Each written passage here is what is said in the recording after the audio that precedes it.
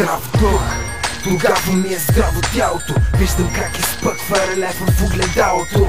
Помпам здраво, ръцете ми кървят. Уличния фитнес прави лесен твоя път. Здрав дух, тогава ми е здраво тялото. Виждам как изпъква релеф в огледалото. Помпам здраво, ръцете ми кървят. Уличния фитнес прави лесен твоя път. На микрофона заставам за вас. Успехът е пред мен, а ти ме гледаш в анфас. За нас говорят малките вюстенца. Мина времето на гейските момченца. На лъста се покачвам, бицепса се стега. Който не иска бой, направо да пека. Ако китката ти е мека, тогава в този трак ти не си човека. От сутринта събуждам се с фешарка. Навън се чувствам най-добре на лостовете в парка.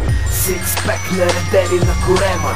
Извър видиш ли, значи виждаш и проблема. Здрав дух, тогава ми е здраво тялото. Виждам как изпъква релеф в огледалото. Помпам здраво, ръцете ми кървят. Уличния фитнес прави лесен твоя път. Здрав дух, тогава ми е здраво тялото. Виждам как изпъква релеф в огледалото. Помпам здраво, ръцете ми кървят. Уличния фитнес прави лесен твоя път. Улични машини, родени с нежести в ръце. Така се става мъж от слабото лесно момче. Денем, нощем, зимата и лятото. Да бъдеш бриц, значи да си орел в вятото.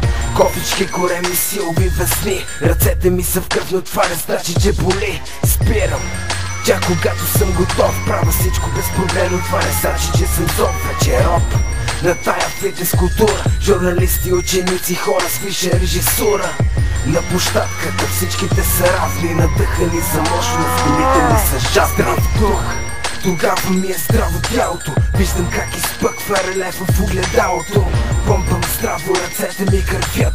Уличния фитнес прави лесен твоя път. Здрав дух, тогава ми е здраво тялото. Виждам как изпъква релеф в огледалото. Помпам здраво, ръцете ми кървят. Уличния фитнес прави лесен твоя път.